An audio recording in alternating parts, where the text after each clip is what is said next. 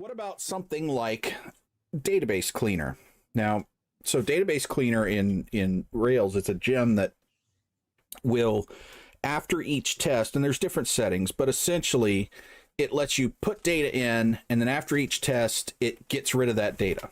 So that your next test, you've got a fresh database to start with, and you're not suffering from old data gumming up your next test. Because one of the tenets of tests is it should never matter which order they're run in. If it does, you've got to look at how you're writing your tests. So, at least in my opinion. So are things like that a good idea? Or should you be doing that stuff manually? Or should you even worry about it? Should you build your tests in such a way to make them faster that one of the tests can insert the base information and then the others can just operate on that down the test queue?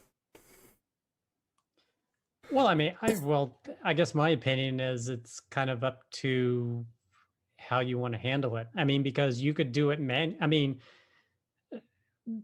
like database cleaner is a library and it does an important thing. If you want to roll your own and not rely upon a gem to do it, you could do that. It either does, truncation after the fact, or it starts a transaction before it does things. So it kind of, if you wanted to do that yourself, and that's totally upon you. I've even seen someone, what did they do? I read an article that they were using Go and Postgres has the concept of templates when creating databases. Mm-hmm.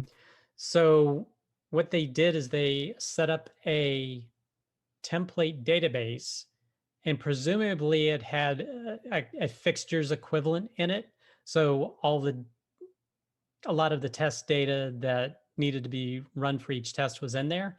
And prior to running each test, they actually cloned or created a new database from the template.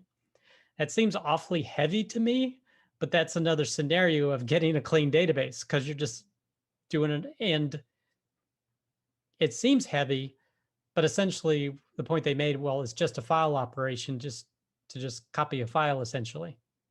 Right. So they had a template, they copied it, ran the test, destroyed the database, created a new database, ran the test, so that seems very heavy, but if it gives them speed. Well, and I can actually think of some situations I've run into where in order to appropriately test something like an issue that came up, you had to have a lot of data in the database. So you had to have huge chunks of data. And in those cases, something like that is I think, a much better scenario than, writing all this data in, building up this data one object at a time, and then getting rid of it. It's just going to take forever when you've got large amounts of data that you have to put your test against.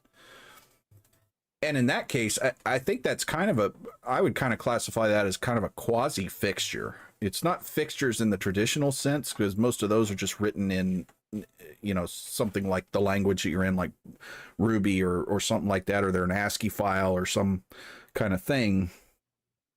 This is a little more structured and has a little more, I think, control in it, or at least easier maintenance to it.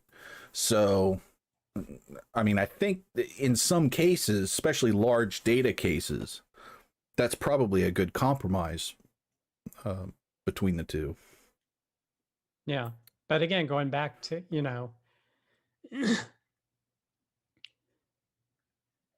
the database cleaners and things of that nature matter less if you are predominantly, like in your development, working on your own classes that don't need to actually touch the database. And just basically you give it your parameters as input and you expect a particular output. Mm-hmm. And you can test all sorts of variations, and in hopefully not too many cases, you're actually sending stuff back and forth to the database. If you do, there'll be, of course, a little bit of performance hit, but the more you're able to do your code in your own classes, hopefully the less you're having to write to the database. Right. If you like this clip and want to watch another one, you can click right here, or if you want to watch the full video, you can click here.